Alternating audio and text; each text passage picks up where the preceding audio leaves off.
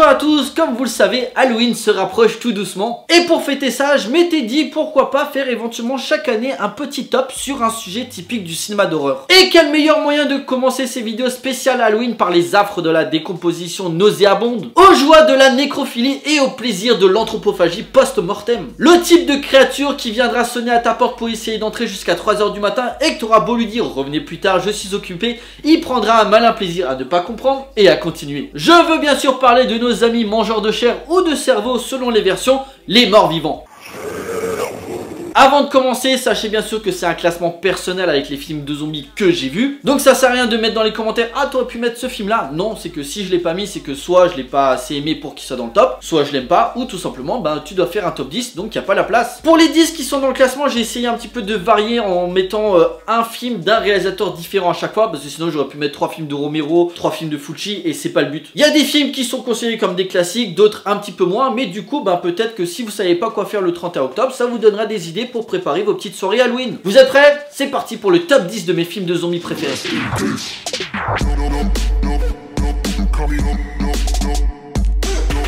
Ah oui, avant de commencer, si vous n'avez pas spécialement envie de regarder toute la vidéo et que vous avez juste envie de savoir les films qui sont dans le top, je mettrai dans la description la timeline, comme ça vous pourrez jumper en passant du 10e, 9e, 7e, 5e, 4e, 3e ou 1er. C'est parti. En 10e position, Flic ou zombie de Mark Goldblatt. Treat Williams sit down and Joe Piscopo are dead heat. You can't keep a good cop dead. L'histoire, on suit deux flics qui un jour affrontent deux criminels qui semblent invincibles et en fait qui se révèlent être des zombies. Au fil de l'enquête, ils vont découvrir que c'est une sorte de scientifique qui fait revivre les morts. Malheureusement, un des deux flics va devenir zombie, mais ils vont quand même essayer d'arrêter ces gangsters. C'est un film des années 80 qui mélangeait comédie policière et film de zombies et ça le fait plutôt bien. Dans l'ensemble, c'est un film qui passe plutôt bien avec des scènes d'action plutôt fun et un petit peu de gore par-ci par-là. C'est un film sans prétention auquel tu te barres plutôt bien et que en plus, il dure pas très longtemps. Donc si vous savez pas par quoi commencer votre soirée Halloween, regardez celui-là. C'est vachement cool. En 9e position, L'Emprise des Ténèbres de Wes Craven. Shadows of the imagination lies the ultimate nightmare. Don't let them bury me. I'm not dead. The Serpent and the Rainbow. Alors je vais pas développer davantage parce qu'il y a quelques mois j'ai fait un Mister Culte dessus, donc je vous renvoie dessus si vous l'avez pas encore vu. C'est réalisé par Wes Craven, donc l'un des maîtres de l'horreur qui a fait Les Griffes de la Nuit, qui a fait Scream, qui a fait Shocker, qui a fait La Colline à des yeux, bref plein de bons films. Et donc avec L'Emprise des Ténèbres il a voulu revenir un petit peu à ce qui était la base des zombies. Tout ce qui touche au vaudou avec les légendes haïtiennes, parce que c'est un petit peu aussi tiré d'une histoire vraie sur un scientifique qui allait dans ces pays là pour essayer de trouver un remède pour soigner certaines maladies. Wes Craven en a repris le concept et en a fait un film d'horreur. Et je vous le conseille parce que c'est intéressant de voir un petit peu ce qu'était le film de zombies avant que Romero débarque avec La Nuit des Morts Vivants en 1969. Dans les années 30 et 40, c'était surtout ce zombie là qu'on pouvait voir avec White Zombie avec Bela Lugosi ou encore Voodoo de Jack Turner. Et aujourd'hui, le zombie n'est plus traité de cette façon. Aujourd'hui, c'est les morts vivants qui viennent te bouffer et ça va pas plus loin. Bref, j'ai pas développé davantage, j'ai fait un Mister Culte qui traite beaucoup mieux la chose, je vous renvoie dessus. En 8e position, L'Avion de l'Apocalypse de Umberto Lenzi.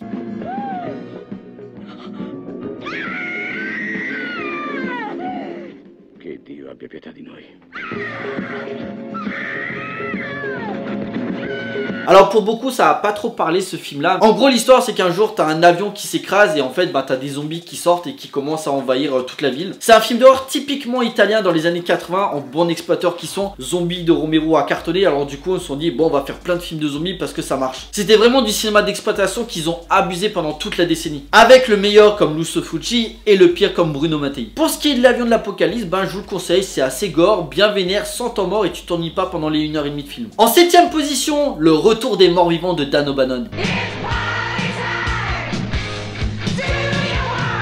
They're back from the grave and ready to party. L'histoire en fait, t'as deux mecs qui travaillent dans une morgue et qui libèrent un gaz qui va faire réanimer les morts dans un cimetière. Et bien sûr, ben, il va y avoir une invasion de morts vivants dans la ville. Le film est réalisé par Dan O'Bannon et je pense qu'en fait vous le connaissez plus en tant que scénariste parce qu'il s'était occupé du scénario de Dark Star de John Carpenter, mais surtout celui de Alien de Ridley Scott. Et Le Retour des morts vivants, je crois que c'est son seul film mais qui a marqué toute une génération. Par des scènes cultes entre le zombie qui arrêtait pas de dire cerveau, à un moment t'as le gang de motards où t'as la fille super sexy qui te fait un striptease, enfin bref, plein de choses comme ça, la musique aussi qui a marqué. Un film qui se lâche dans l'horreur comique et qui rend un vibrant hommage à La Nuit des Morts Vivants de George Romero. Le film a connu des suites, alors deuxième il est pas terrible, mais par contre le troisième il a marqué beaucoup de monde avec cette femme zombie ultra sexy en tenue moulante. Donc le Retour des Morts Vivants, si vous aimez les films de zombies, c'est un immanquable, je vous le conseille. En sixième position, Réanimateur de Stuart Gordon. Lovecraft's classic tale of horror, Reanimator. Mr. West. You'll never get credit for my discovery. Who's going to believe a talking head? Get a job in a sideshow.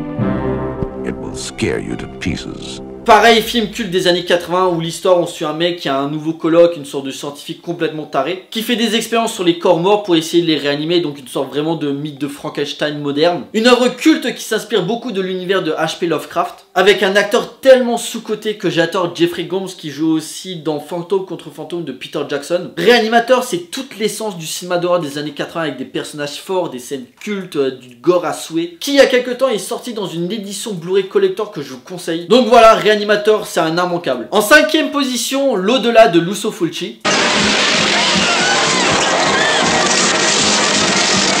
Alors comme l'Emprise des Ténèbres, j'ai fait un Mister Culte sur ce film, donc je vous renvoie dessus si vous l'avez pas encore vu. Lucio Fulci, même si c'est pour moi vraiment un auteur, mais c'est toujours un réalisateur qui a profité des genres qui marchaient à l'époque. Ça a été un touche-à-tout qui a fait des westerns, des giallo et des films de zombies. Parce que comme j'en ai parlé dans l'Avion de l'Apocalypse, quand il y a quelque chose qui marchait, bah, les Italiens exploitaient le filon à fond. Et donc du coup, fin 70, début 80, il a fait ce qu'on appelle un petit peu sa quadrilogie de l'Apocalypse qui avait commencé avec L'Enfer des zombies, Frayeur, L'au-delà donc, et La maison près du cimetière. Et des 4 films, pour moi, L'au-delà c'est vraiment son chef-d'œuvre. C'est une ambiance malsaine qui te met mal à l'aise tout le long du film avec des scènes cultes comme celle avec les araignées ou ce plan final qui te hante, des tableaux de l'enfer avec une musique vraiment flippante et puis bien sûr une actrice que j'adore, Katrina McCall. Pour moi, L'au-delà c'est vraiment le meilleur film de zombies italien qui a été fait. Donc je vais pas développer davantage, j'ai fait une vidéo dessus avec des zombies en putréfaction vraiment dégueulasses et du gore qui part dans tous les sens. Bref, si vous en avez marre des films de zombies un petit peu consensuels, regardez le cinéma de Lucio Fulci, vous allez comprendre ce que c'est du cinéma d'horreur. En quatrième position, De la Morte et de la mort de Michele Soavi.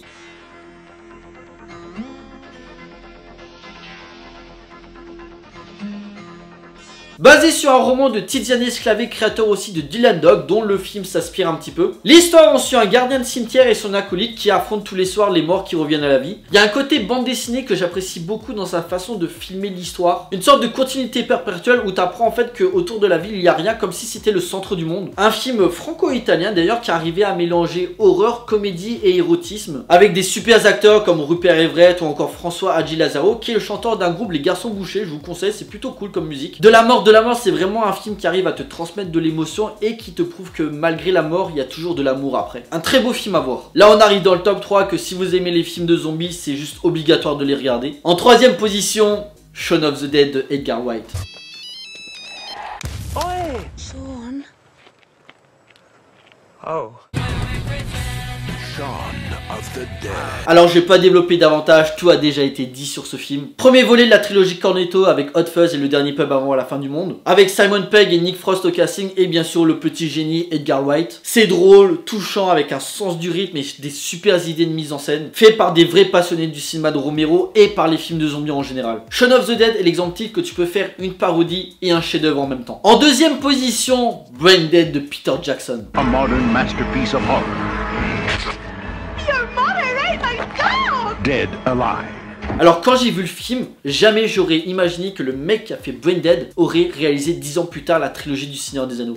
Pour moi c'était impensable. Surtout quand tu sais qu'à l'époque Brain Dead avait le record du film le plus gore de tous les temps. En gros l'histoire, bon c'est un petit peu débile, mais on suit un mec qui vit avec sa mère et un jour elle se fait mordre par un rat zombie. Et donc petit à petit elle va commencer à contaminer tout le quartier. C'est un film que j'ai souvent dû mettre sur stop parce que j'arrêtais pas de me marrer et j'arrivais pas à m'arrêter. Entre la scène d'ouverture qui se passe en Afrique, la scène du bébé zombie dans le parc ou encore le prêtre qui défouraille des zombies en mode ninja. Et bien sûr quand t'as le héros qui défonce des zombies à la tondeuse à gazon, bref, moi je pouvais plus m'arrêter. C'est un film totalement what the fuck où le réalisateur se lâche mais toujours dans un parfait respect des codes. Et surtout ce qui me rend joyeux c'est que Peter Jackson, après donc il a fait Le Seigneur des Anneaux, Le Hobbit et King Kong, il a annoncé que peut-être son prochain film serait un film d'horreur. Je suis hype. Bref, Brain Dead, gros classique à ne pas louper. Et on arrive au premier, le top du top, mon film de zombies préféré et Le Jour des Morts Vivants de George Romero. Day of the Dead. Troisième volet de la saga des morts vivants initiée par le regretté Papi Romero, qui avait commencé avec le jour des morts vivants, Zombie, le jour des morts vivants donc, Land of the Dead, Diary of the Dead et le dernier je crois qu'il s'appelait le vestige des morts vivants. Le jour des morts vivants est mon préféré de la saga. L'histoire, le monde est envahi par les zombies et les rares survivants vivent dans une base militaire. Et t'as cette confrontation entre les militaires qui pensent que non, les zombies il faut les buter et les autres humains qui pensent qu'on pourrait amadouer les zombies pour les faire redevenir un petit peu humains. En tout cas retrouver leur humanité. Et c'est ce que pense le docteur Frankenstein parce qu'il a un zombie qui s'appelle Boob, sûrement le zombie le plus attachant de l'histoire du cinéma, qui petit à petit en fait en lui donnant des objets genre un téléphone, un pistolet, commence à se remémorer ses souvenirs et il commence à redevenir humain, il a des émotions et il a plus envie de manger de la chair humaine. Une scène assez forte par exemple, bon c'est un petit peu du spoiler mais à un moment t'as le docteur Frankenstein qui se fait buter et t'as Boob qui voit ça. Et t'as limite tu le vois en train de pleurer et c'est vachement touchant comme scène. Alors que c'est un zombie, c'est censé être la créature horrifique la plus flippante du cinéma. Une œuvre forte et anti-réganienne presque parce que bah à l'époque le cinéma d'action c'était les films comme Commando avec Schwarzenegger ou les Rambo avec Stallone. Avec des montagnes de muscles et Romero était plutôt là pour dénoncer le fait que au lieu de tout détruire, il fallait plutôt reconstruire. Bref, le jour des morts vivants est une œuvre forte comme la majorité des œuvres du maître Romero. Si vous aimez les films de zombies, c'est juste obligatoire de le voir, c'est l'un des plus violents, l'un des plus gore. Les 20 dernières minutes sont juste dingues. Bref, mon préféré de la saga des zombies est un chef-d'œuvre tout simplement. Voilà, cette vidéo est à présent terminée, j'espère que ça vous a plu, n'hésitez pas à liker et à partager auprès de vos amis si vous en avez. N'hésitez pas à me laisser des commentaires pour me dire quels sont vos films de zombies préférés et éventuellement peut-être donnez-moi des noms de films que peut-être je ne connais pas. Pensez à me suivre sur Facebook, Twitter, Instagram, Tipeee ou encore Utip si vous voulez soutenir la chaîne, ça vous coûte rien, vous avez juste à regarder une petite pub. Et pensez à vous abonner, c'est super important pour moi. Pour nous, on se retrouve pour une prochaine vidéo, d'ici là portez-vous bien, allez au cinéma et joyeux Halloween. Ciao.